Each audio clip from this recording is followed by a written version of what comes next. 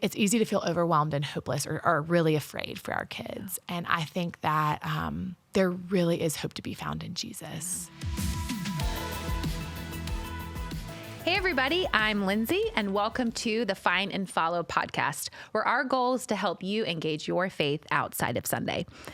So we've been in a series the past few weeks focused on our mental health. And today we're joined by one of my friends, soon to be yours, Sally Warren. We're going to have a conversation about how to parent our kids through anxiety and depression. So Sally, thank you for joining us. Thanks for having me. Yes. Okay, Sally, can you introduce yourself to us? Tell us a little bit about who you are. Sure. Well, my name is Sally Warren. I am a licensed marriage and family therapist. That's kind of who I am professionally. I'm also a registered play therapist, which basically means I have an additional certification that helps me work primarily with kids from a more play-based mindset instead of talk therapy, which is typically what we do with teenagers and adults. I've mostly worked in church settings over at Forest Hill. I've seen children, teenagers, and adults. And personally, I am a wife and mom. I've been married to my husband, Trey. I think it'll be 9 years this October. Crazy. And I have 2 kids. Henry is 4 and Mary Mac will be 2 next month. And I have actually been at home with them both full time for just about a year, not actively practicing, but still utilizing all my counseling skills and in a season where I think the Lord has been teaching me a lot about who I am as a therapist and working with children through kind of being in the gritty day-to-day work of raising kids. So that's where I am right now. It's awesome. good. Yay. Yeah. Well, thank you for being here. Thanks for having me. All right, let's dive right in. Okay. So how would you define anxiety and depression in the context of children and adolescents? And how can parents maybe distinguish between typical childhood worries and signs of more serious anxiety and depression? Yeah. It's a long question. Yes. Okay. I think it's a really good question, Lindsay, because a lot of times when adults would come into my office on behalf of their kids, they would often say things like, is this the right time? Is it too early? Is it too late? I don't know if this is normal. And basically what the definition of anxiety and depression helps answer that, right? Yep. So I'll start with anxiety because I will say, to preface this, that anxiety is more common in the age group we're kind of focusing on today, elementary school age kids. Yes. So we know that anxiety is prevalent at about 6%-ish, 6 to 7% of kids at this age. Depression is about 2%. So we see a lot more anxiety, and that, I experience that clinically too. And then obviously kids come in for lots of other reasons. We can get to that later, but anxiety is probably more prevalent than depression. And anxiety looks like having anxious or worrisome thoughts, which we would know. But what really starts to distinguish it is kids having it most days. So almost every day. And it lasting about 6 months in duration. So this is happening almost every day. It's lasting a long time. It's not going away. And then this is, I think, the most helpful distinguishing thing is it's interfering with their ability to function. So they're so anxious that they're not going to school. They're not playing with their friends. They're not engaging in things that they either used to love or need to do practically. So once it starts really interfering with functioning, that's kind of my personal line where I would tell parents, like, you need to intervene.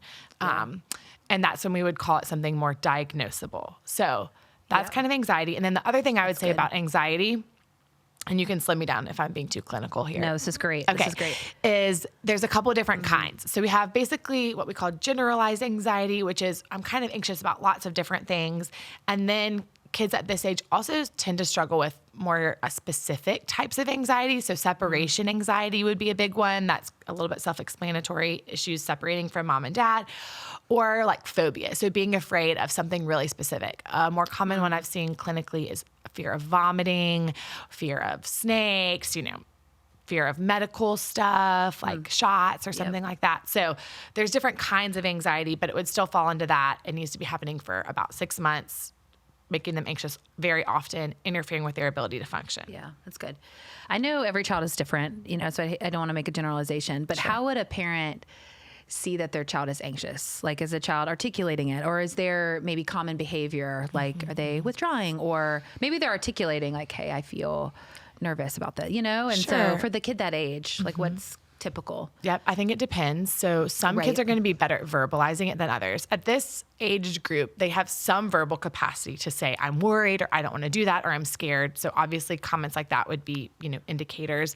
But just avoidance of things would be another big thing, like not wanting to do something that they either need to do, is developmentally appropriate for them to do, or they have been doing, avoiding sleepovers all of a sudden, avoiding going to the doctor, panicking, and not just like, I don't want to do it, but I'm going, but like refusing to get out of the car. And what would look like maybe a temper tantrum of sorts, but isn't, just like crying, getting hysterical, not being willing to engage, pushing. Also like elevated heart rate, shaking, stuff like Some that. physical. Yeah, that's good. What are some challenges that kids face in culture and society today that may contribute to the growing rates of mental health conditions in elementary age kids? Well, let's say, I'll talk about this with anxiety and then we can go back to depression. I would say specifically with anxiety, which again is going to be a little bit more prevalent. I think that it's such interesting times in culture. I just read this book. I was telling Lindsay about it offline. I'm a huge fan of it. I think everyone should read it. It's called The Anxious Generation. It's by Jonathan Haidt. I don't know if I'm going to pronounce his name right, but you could Google it. And he says a couple of things that I think speak to this really well. So you can read the book, but I'll give you the Cliff Note version. He talks a lot about, obviously, the introduction of screens through like the iPhone. Well, screens have been around, but the introduction of the iPhone, the prevalence of screens, and how kids are having more exposure to screens. And I think that limits their time to play, which I'll talk a little bit more about, and their ability to socialize with each other. So they're missing key opportunities to interact and socialize through, more time on screens. Less physical activity. And then, the other thing he emphasizes more is they're just not playing like they used to. At this age specifically, kids really need to be playing. They need to be outdoors. They need to be having unstructured time where adults aren't telling them what to be doing. They need to get in arguments with other kids and figure out how to resolve it. They need to just run around and get sweaty. And they're not having as many opportunities to do that. And specifically, I think something that might be contributing to anxiety is kids are not engaging in what we call risky play as much, which is doing things that have some degree of risk through play, whether that's climbing trees or playing football or wrestling or hanging on the monkey bars like I used to do as a kid, where they're just not doing that quite as much. And I think that unconsciously sends them the message that the world is dangerous. You should be afraid of it. And parents are, getting too involved in play, which also sends kids the message that, hey, you need me. You can't figure some of this stuff out on their own, which we can talk more about. But I think that impacts anxiety rates. For kids. Why is play in and of itself so important? Yeah. It's the kids' work. It's their language. It's so, it's so interesting. I think we can look at kids playing and think seems inconsequential, but we know really from a lot of research that play is the way that kids learn and experience the world. It's how they figure things out. And I believe in this so wholeheartedly as a play therapist, because I would have these kids in my office and they were they really weren't using verbal language to tell me how they felt, what was making them sad, what was making them anxious, but they were playing and they were working things out through play. It's really amazing the way kids can grow and change and experience things through play. I think it's how God wired them. It's a safe way of being in the world and trying things out without really doing things. They're playing, so they have dolls, or they're not really doing it, but they're figuring it out. So it's really important. That's what I want parents to understand. Kids need to do it, and they need to do it without so much interference or structure. And I think that parents are really well-intentioned and want to protect their kids. We can talk more about that. But I think over-parenting is contributing to kids' growing rate of anxiety. I know you're saying elementary age, but like, what is 5 to? I'm kind of thinking 6 to 11 is the age range I'm thinking about. Yeah. Okay. And once you approach adolescence, I think it's a little bit different. There's a little bit different set of things. The world gets a little, I think, harder to manage for kids, and mental illness in general gets more. We know the rates of mental illness grow. Yeah. Depression grows pretty significantly around adolescence, and anxiety also gets higher than it is in these kind of a little bit more protected years where parents have more influence. Yeah. Okay. You wanted to come back to depression. Sure. Yeah. What does that look like? Yeah. So depression, again, it's not quite as common, but that doesn't mean that kids are not presenting with it. And depression looks pretty classically like what it does with adults. So if you're familiar with that, it would look similar: withdrawn, not enjoying things they normally enjoy. With elementary school age kids, a big one would be like not doing well in school kind of all of a sudden. So their grades dropping, not trying in school, not caring, low self-esteem, sleeping more or less than they're used to. And the DSM, which is what I was talking about when I defined anxiety, which is the Diagnostic and Statistical Manual for Mental Illnesses, their definition for anxiety I already gave you. Depression says it's 2 weeks. So it's a little bit less of amount of time that you would see a kid really struggling. Okay. But it would also be similar where it's most every day. And it's, again, I think the key here, really getting in the way of their ability to function. So they're not just sad, but they're still doing everything. They're sad in a way that is really impacting their ability to function. Kids actually get sad all the time. They emote so much more freely than we do as adults. But most of the time, quote unquote healthy kid is going to feel really sad, cry, maybe even scream, kick, throw some things. And then they're going to kind of move on and go back outdoors and keep having a good time. Kids that are having depression are not going to be able to recover like that. Yeah. And that's when you can maybe see, oh, this is a little bit more wrong. serious. You're not wanting to hang out with your friends. Your grades are dropping. What they're saying about themselves is typically very negative. And that's when I think parents should say, okay, I think something a little bit different is going on here. I wonder why 6 months for anxiety versus 2 weeks. Is that That's just the a great clinical? question. I do not know the answer to that. I know. I'm like, that feels like a long time, doesn't it? I do think, okay, I will say this. I was thinking about this. I mentioned this to somebody in a conversation a while ago. Anxiety in and of itself is not a problem. God made us to feel anxiety and sadness, but anxiety is a very helpful emotion. It's what tells us like we are in danger. And when we feel anxiety, our bodies respond, right, in ways that are very helpful. So like if you and I go hiking and we approach a huge cliff, it is God's gift to us that we both in that moment feel very anxious. It's our body's way of saying, go no further, right? Stop. Yes. What gets kids into trouble is when that is happening for them and there's really nothing to feel dangerous about, right? Yes. But we do know that kids experience increases of anxiety at different like developmental leaps.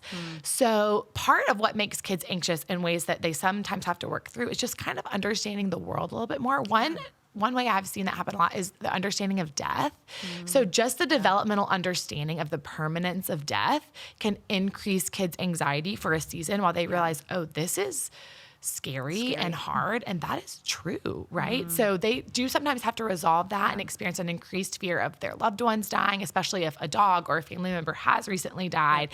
And I think that's why we want to give it some more time to really see, okay, is this something that maybe is developmental or will kind of resolve on its own? Or is this something that is not going away, not going to resolve developmentally, and we need to get involved and get them some extra help? It's a good word for parents.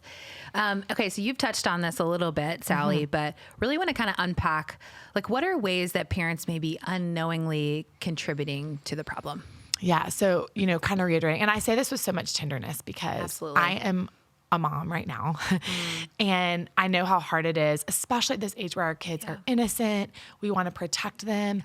I think that we are unintentionally doing our kids a huge disservice by not helping them build, I would call, distress tolerance, which is the opportunity to experience a difficult situation and have to work through those emotions. I'm starting a garden. Have I told you this? This is kind of a new hobby of mine. Okay, go on. I'm going to okay, so I started a garden and I went actually right over here in Matthews to Renfro Gardens and they were helping, or hardware, and they were helping me get the things I needed, the plants, the, stuff. And I was asking lots of questions. And the lady said to me, and I was like, this is so true for parenting. Don't overwater your plants. People often make the mistake of overwatering their plants. And if you water them too frequently, they will not grow deep roots. They need to experience like the stress of the dry dirt so that they'll send their roots down deep. And I thought to myself, that's so true of, I think, what's going wrong with parenting is we have the best of intentions, just like I do as a gardener, and we go out there and we want to water and water and water and water. And what we miss is the opportunity for our children, metaphorically, to have to say, oh, the ground's really dry. I've got to dig down. I've got to grow some deep roots. And ultimately that does them a huge disservice in life. And I think from a theological perspective, we can miss an opportunity to help them learn how to trust Jesus by being over involved in things and just rescuing them from pain. So that's kind of my thing. I think that parents are doing that is kind of fresh on my mind. They're overwatering the dirt. They're jumping in too quickly when they see their kids struggling at school or struggling in a sport event or having a disagreement with a friend. And I think that not helping kids learn how to work through those emotions, giving them a moment to just be in it.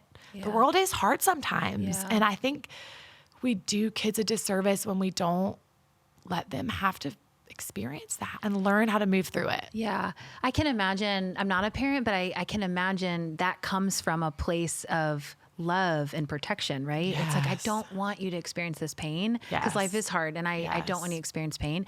So like, what is you brought up a theological perspective, which I think is so valuable. But like, what is the posture maybe for parents if like you want to protect your kids from pain, but knowing that does them a disservice in the long run? Like what should the posture of the parent be, in those moments? Well, I think a lot of it, and again, I say this so tenderly because I do that. I over rescue my kids all the time as a parent. I think we have to slow down and resist the immediate reaction of jumping in. So, so my kids are playing with these Magna-Tiles toys that they love, and my 4-year-old is really meticulously building an elevator this weekend, and my 2-year-old is coming, and I know she is going to knock that thing down, and he's going to lose it, And I want to eliminate the bad feelings I'm going to have when I deal with both of them crying and being upset by just removing her from the situation.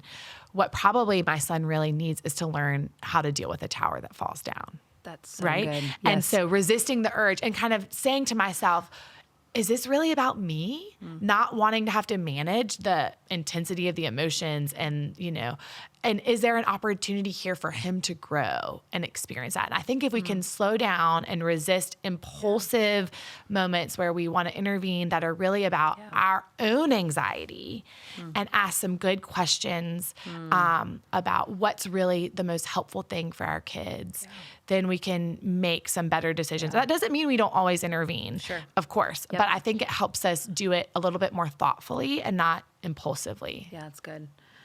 That's really good self-awareness, just to have that awareness in the moment. Yeah. That's really good. Any other ways that parents may be unknowingly contributing to the problem or? I mean, one thing that comes to mind, again, this is all super fresh on my mind because of this book I'm reading, but I think we're also, we're raising kids in a social media screen-based world, but we're also on screens ourselves as parents. And I think that can limit our ability to be really present with our kids. So I would just say, I say to myself, I raise my hand first, and to other parents of this age group, be mindful of how often you're looking down and scrolling and maybe missing opportunities to engage. One thing that's so special about this age group is that they tend to think their parents are still cool and they want to be with them, which from years of youth ministry, that changes really quick. And so taking advantage of the opportunity to really build relationships with them at this age and be interested in the things they're interested in and spend time with them. That relational, money in the bank is going to pay dividends later. And I think we can, both because we're on our phones or we're just distracted, miss what I think is a really important opportunity in this particular developmental stage of enjoying our kids, enjoying how much they want to be with us, playing baseball or sitting down and learning about the new card game a friend taught them at school or whatever. So I would also just say not missing the opportunity or feeling, which, again, this is hard. My kids are young and so they are like on top of me all the time, but just remembering that this is a season that will pass and they will not want to be with us this much. And so that's good. Take the chance to really invest in the relationship now. It's kind of leading us into the next question. So I don't know if you have anything else to add, but how can parents create a nurturing and safe environment at home that kind of teaches this emotional resilience and well-being that you're talking about? Well, I will say, so just really nurturing that relationship is going to be so important. I think, we know this for all our relationships, but someone is going to come to you in a moment of stress when you've you've just been present with them and for them. So I think as parents, just being as present as we can and as attuned to our kids as we can is going to help them if they are starting to struggle with anxiety or depression, or they're being bullied at school, or something else really hard is going on, that we've earned the right to be someone that they really want to come to and be that safe place for them. So I think that that's true. And this does go back to something else I kind of hit on, but also just modeling emotional resilience and distress tolerance well ourselves. So what do I do when something happens the way I don't like it? Am I getting upset and blowing my top, or am I trying to regulate my own distress as my kids are watching? So I think a lot of it is how we model for them and with them. And then again, just as believers,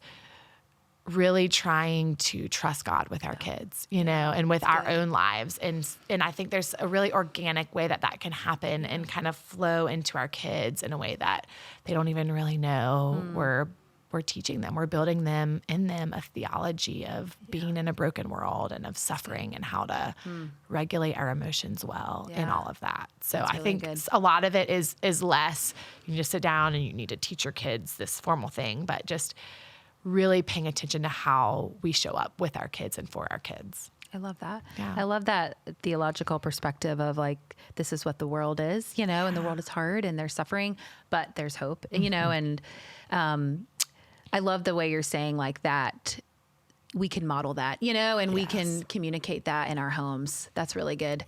Yeah. And along those lines, like, why do you think being connected to like a faith community is so important to kids this age, or even really to parents? We could talk about that, but just in general. Yeah. It's so interesting. So the book that I'm, newly so interested in, the English generation, I find this so interesting, Lindsay, because he is not a Christian, like a self-proclaimed atheist, the guy who wrote this book.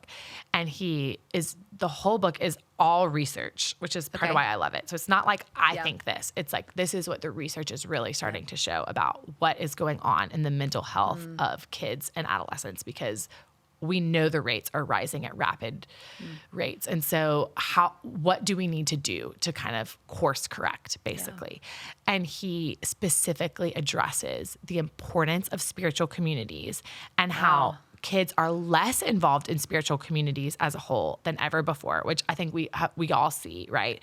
And that they are missing such a key part of community that they get from spiritual communities, that they need other people in their lives that are not their parents. And that's what's so interesting about this age group is, again, they're not pulling away from their parents until kind of maybe the upper end of this age group.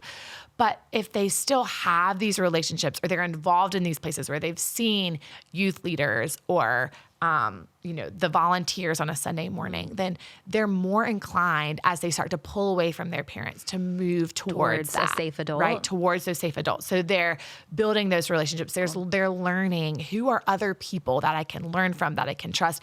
And it increases their peer interactions too. And something else is, it gives them a sense of belonging. And how beautiful is that someone who's not a believer says like, hey, kids need that. And that is exactly what God tells us we need, right? We need to belong to the body of Christ. And so I think kids need that more than ever. I think it is so important that kids feel like they have a church home, that they're connected, that they build relationships out of that. And I find it so fascinating that research is basically affirming all of that. Yes. Would you say the same thing for parents being involved in a faith community? Like Definitely. As far as like belonging? Yes. Yeah. I mean, I think, that's another thing that's so interesting is we're kind of parenting on islands a lot of times, and we use, which again, I'm guilty, but people are like using Instagram as their parenting guidance, right? This mom on Instagram who's probably lovely, but giving me all these tips, but you don't have a real relationship with her. And she's not nuancing her own struggle. And you don't have a way of saying, okay, well, this is a little bit different about my life.